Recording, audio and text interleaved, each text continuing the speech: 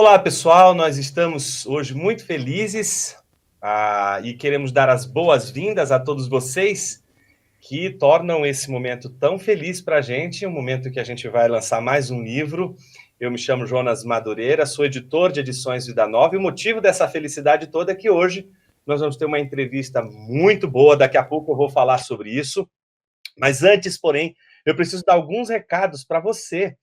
Primeiro recado importante: o nosso encontro de hoje, essa entrevista de hoje, tem a ver com uma publicação, que daqui a pouquinho a gente vai falar sobre ela, tem a ver com a publicação de um livro do professor Peter Williams. Daqui a pouquinho a gente vai apresentar ele, mas o professor Peter Williams, que já tem aí uma longa trajetória em estudos bíblicos, estará aqui no Brasil conosco em dois momentos importantes. O primeiro momento vai acontecer na Universidade Presbiteriana Mackenzie, isso vai acontecer no Auditório Rui Barbosa, no dia 14 de junho. Fica ali na Rua Itambé, número 135, ou 135, melhor dizendo.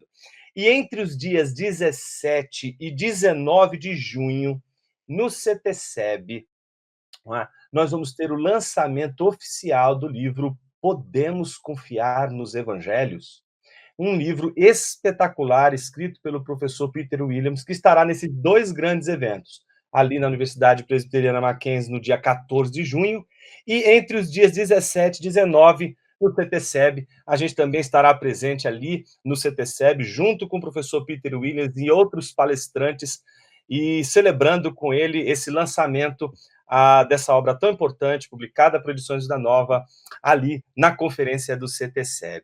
Antes de passar a palavra para o Diego, eu preciso apresentar o Diego para vocês. O Diego é um grande amigo, Diego de Carlos, ele é professor, inclusive, agora no CTCEB, professor de estudos bíblicos, tem uma formação poderosa, não é? Fez o seu PhD em estudos bíblicos no London School of Theology e, além disso, fez parte, não é, do seu trajeto, da sua formação, a pesquisa ali num dos lugares mais interessantes para estudar a Bíblia hoje, que é a Tyndale House. Eu tive a oportunidade, em 2019, visitar a Tyndale House. Naquela ocasião, encontrei com o Diego, que é quem vai nos conduzir nessa entrevista com o professor Peter Williams.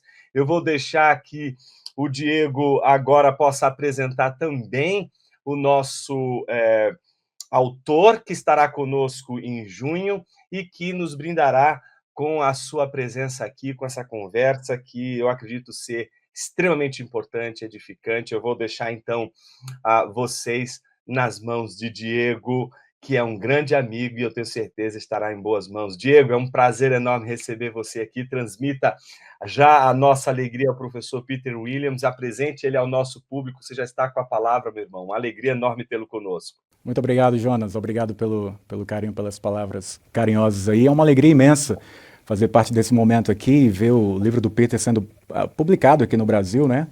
É uma alegria muito grande ver o seu nome começar a circular aqui no nosso país. Então a gente vai bater um papo com ele sobre o livro dele, também um papo sobre Tyndale House e ele, para que a gente conheça um pouquinho sobre essa instituição e o Peter, né? E a gente espera conhecer um pouquinho mais e ficar um pouco mais fascinado por algumas coisas que estão acontecendo em Tyndale House.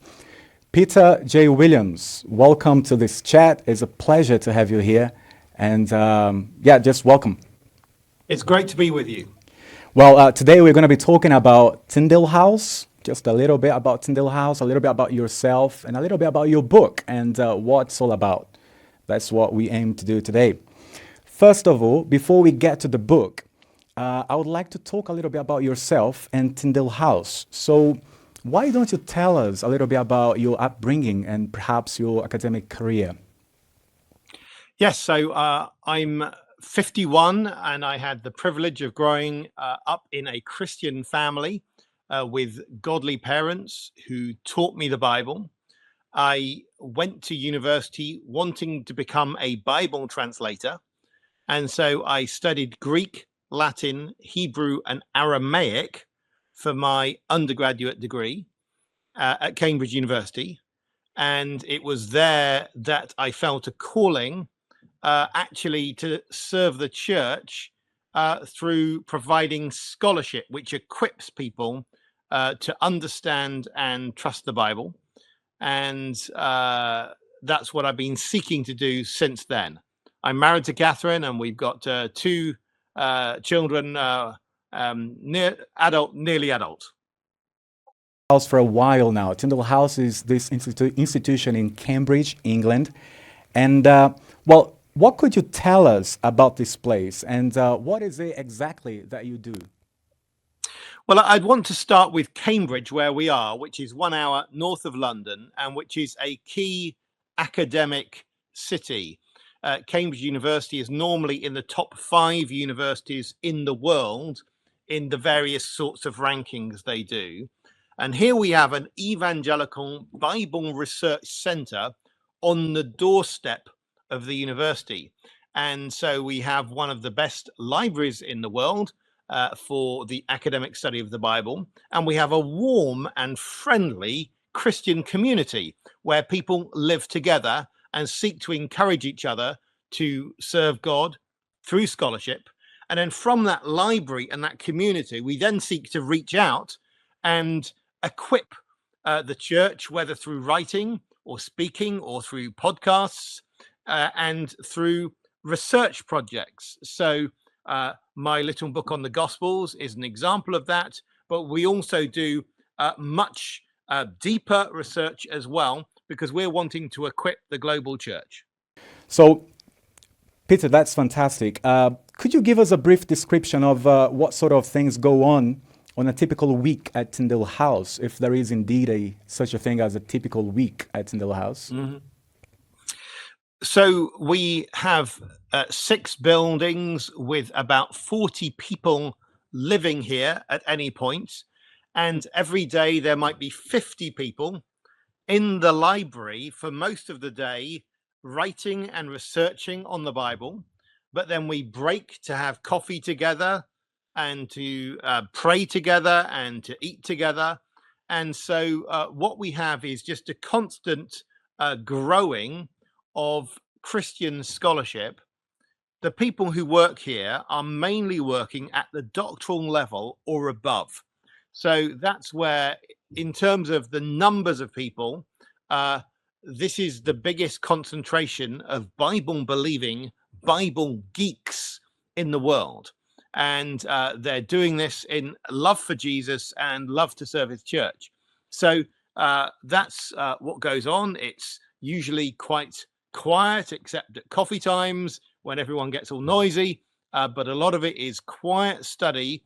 And then from that study, people go out and do all sorts of things.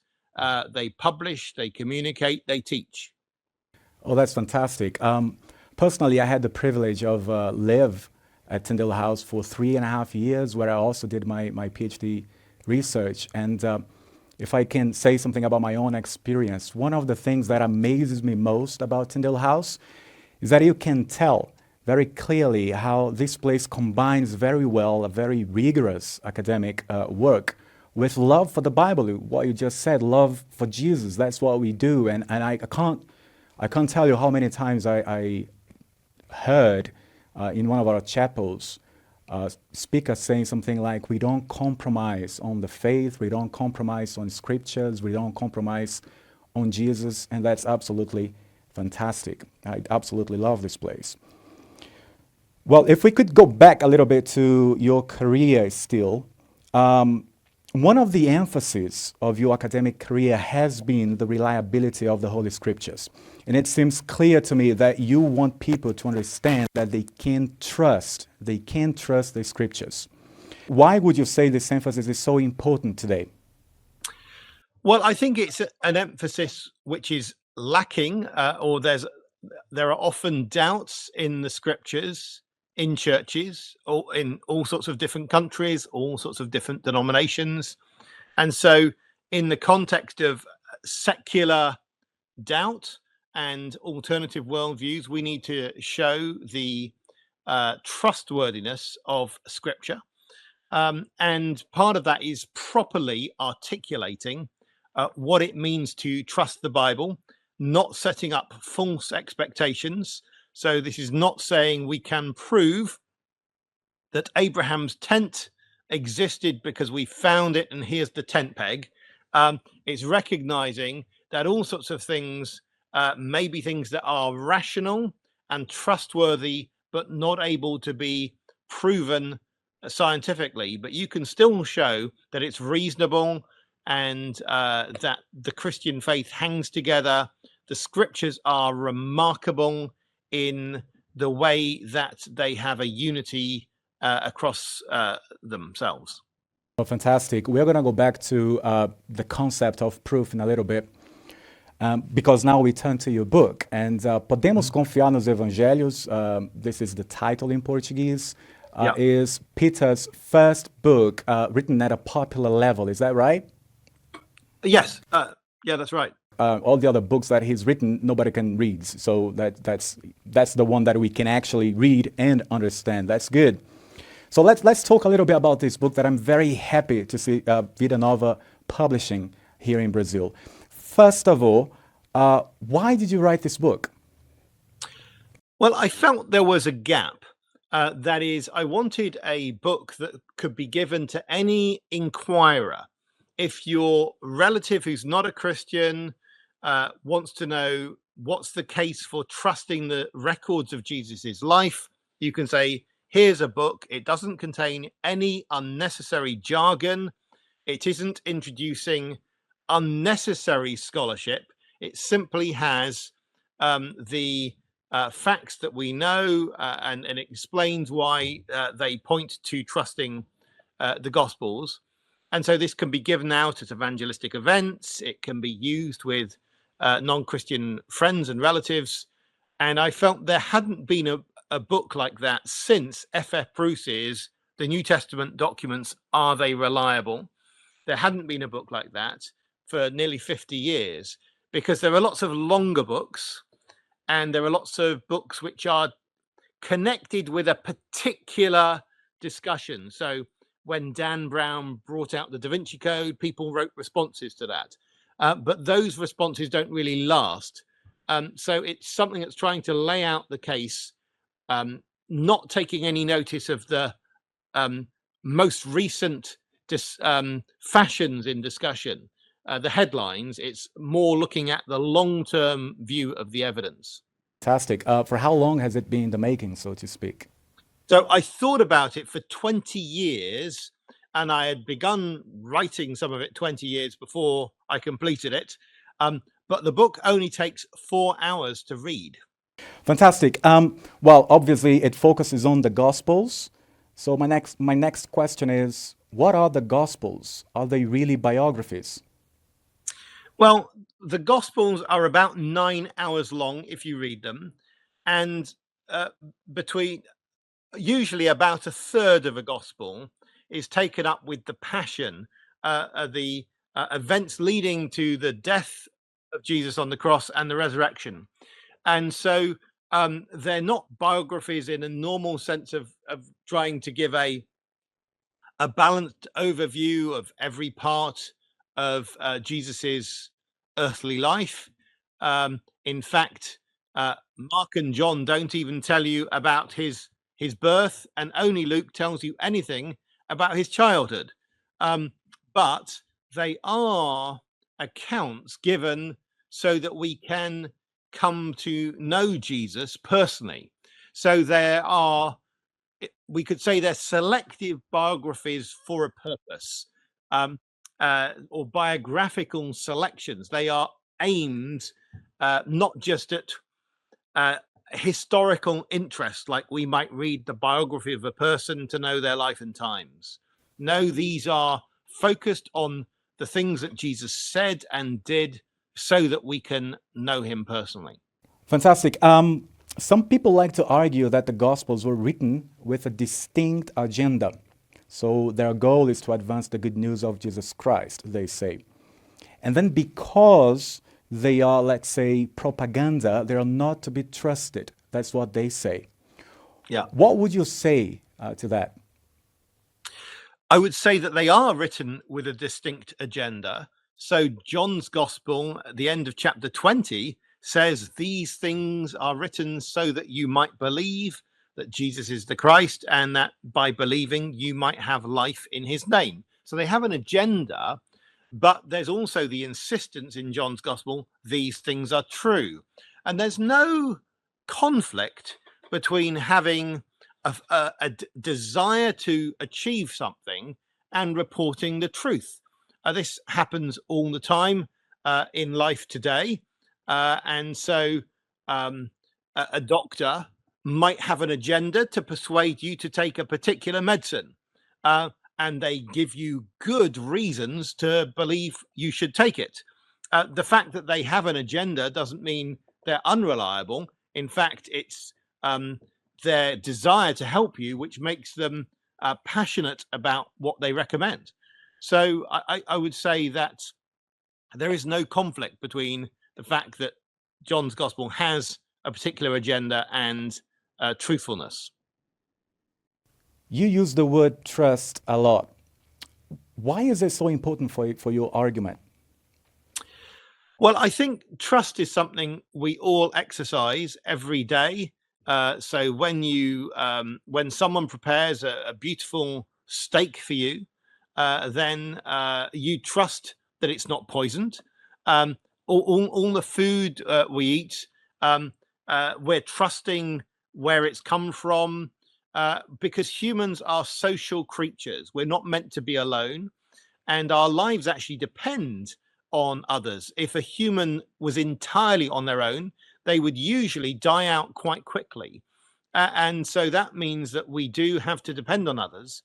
And that's why the Gospels come to us in this way that we're able to assess, because we are built to assess trustworthiness and untrustworthiness. Sometimes we can be cheated, we can be betrayed, but actually it's something that God's made us able to do. And they come to us with lots and lots of signs of trustworthiness. You mentioned proof a little while back. And reading your book, we can read over and over again that you say we cannot prove the Gospel's reports. So how much certainty can we have? What is proof anyway? Well, I mean, let's put it this way. You are meeting the person you're going to marry, your life mate, future life mate. Can you prove that they're not going to betray you in 5 or 10 years' time? No, not possible. Simply not possible. But can you have a ton of evidence that they are trustworthy? They are highly recommended by everyone that knows them. They've been living a consistent life for a particular length of time, perhaps since they became a Christian or since their life was turned around. And we can say that for 5 years, people have known them and they have been this solid character. This is the way things can work. So I think you can have lots of evidence, but not proof. And this is the way we live our lives all the time. We have to make big decisions, getting on aeroplanes and so on, which haven't got proof that nothing's going to go wrong, but they do have evidence.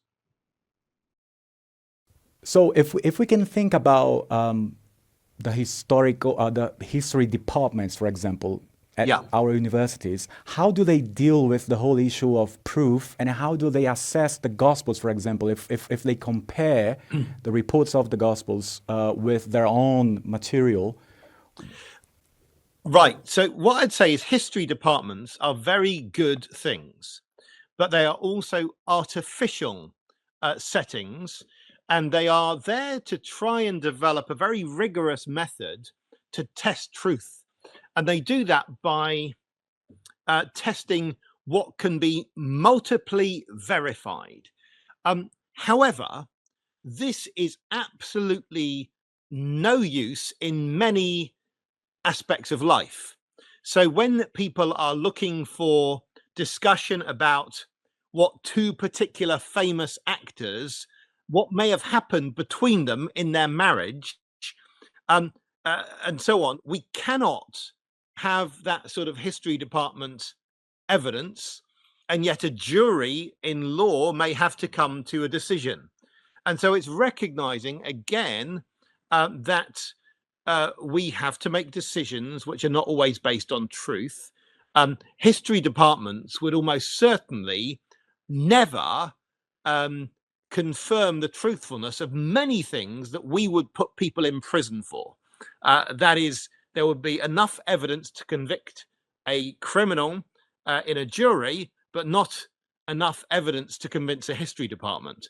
And that's simply recognizing that a history department works to its own purposes, which are to try and produce this minimal, verified, very carefully reconstructed history of the past. Lovely. We know that there are other ancient texts, also called Gospels. So the question is, what are the main differences between the full canonical Gospels and the apocryphal Gospels? Well, there are many. One of them is the four Gospels are all earlier than the apocryphal Gospels. A second is the apocryphal Gospels tend to copy the four Gospels. A third is whereas the four Gospels all focus on Christ's death and resurrection, that usually is not the focus in a apocryphal Gospel. Actually, there is one, the Gospel of Peter, where there is more of that, but the Gospel of Thomas is more about things that Jesus is reported to have said, but you do not even know where Jesus is when he says these things. It says these are the secret sayings which Jesus said, and it has to begin telling you they're the secret sayings because no one's ever heard of them before. And actually, the Gospel of Thomas is saying, don't listen to those other Gospels. It's saying, listen to me, because I've got the message which Jesus gave to his special disciple, Thomas. That's how the Gospel of Judas begins. The same way, it's saying, all of those other Gospels don't give you the inside message that you get here. So actually, the idea that you can take these Gospels and stick them alongside each other doesn't work. Those Gospels self-exclude. They say that they alone have the real message. Some of your arguments for the authenticity of the Gospels are based on details of their accounts. Can you share one or two of them with us? Well, there is a general thing that we can say about the Gospels is that they call people the right thing for the time and place. So here I am, and I'm talking to you, Diego, and I can say that Diego is not a particularly common name in England, and if someone is called Diego, they're probably not Scottish or Welsh, or at least they'd have something else to them. And so different people are called things in different countries. Now, we can look at the names there are in the Gospels and say that the Gospels are calling the people the right names for the place. And that Jews have different names if they're in Egypt, or if they're in Turkey, or if they're in Italy. And these have got the right names for Jews from the land of Jesus at that time period. Now, what that means is it's hard to explain the Gospels by saying, oh, well, they were made up by someone who is in another country a long time later, or in another country even at the same time. They have to be based on real information from that land. But it's not just the names. It's the names of, the names of the places. It's the weather that you have. So it will describe southern windstorms on the Sea of Galilee, but it doesn't describe them as having rain. It's got the right weather. It's got the right coinage. It's got the right proportions of jobs that people have, scribes and tax collectors. It has the tax collectors in the right places where tax is being collected. All of these different bits of information. It knows the layout of Jerusalem. It knows where the land goes up and down. It uses the verbs go up and go down in the right place. So all of these sorts of details, the Gospels get correct. Lovely. If you could single out one or two arguments which you believe to be the most persuasive arguments for the reliability of the Gospels, which ones would they be?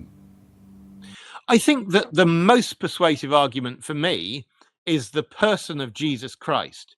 That is, it is so difficult for me to imagine that profile being invented. There isn't an easy historical setting in which a Jew would invent the story of God becoming a human, because that's not something God had ever done before.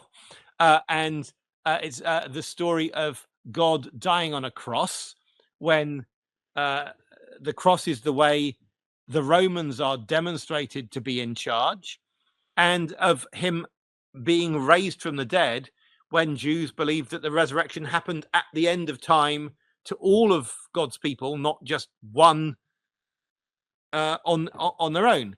And then all of the other things about Jesus, his miracles, his teachings, his stories. I've just written a book on the stories of Jesus, and they're remarkable things.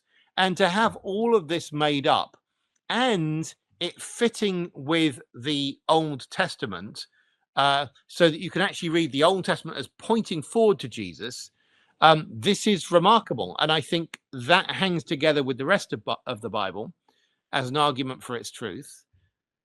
I could say more. Well, I think that's enough for now.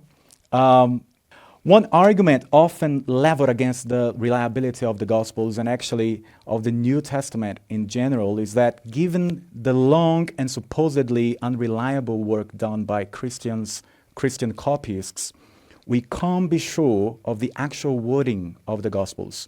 How far can we be confident of the wording of the Gospels? So I can tell you about a miracle. The miracle is that a delivery truck arrived. Well, you know, that's not a miracle. It happens every day. That's what delivery trucks do. Amazon trucks do it, and all sorts of other trucks. They just arrive. That's what they do. And no one's surprised at all. Occasionally, they don't arrive. It's the same with copyists. Copyists' jobs, their job is to copy things out. And yes, occasionally they don't copy correctly, but overwhelmingly they do. And so it shouldn't be any surprise to us that literature comes reliably from the ancient world. Latin literature, Greek literature, Hebrew literature. And the Gospels have lots and lots of different copyists who copy them over time in different countries. And there are manuscripts in many different places. There are manuscripts in Brazil of the New Testament. And what that means is there's never been one place, one Roman emperor, one pope who had control of all of the copying processes. That's never been the case. The Gospels are being copied in many different languages, and it generally happens successfully. It's not at all remarkable. Any no more remarkable than the fact that most delivery lorries arrive. Well, some people like to, they compare the process of transmission, oral transmission of the traditions we have now in the New Testament to the telephone game. But how are they different? Well, the telephone game is a game which is deliberately invented to have very strict rules to ensure the message gets corrupted.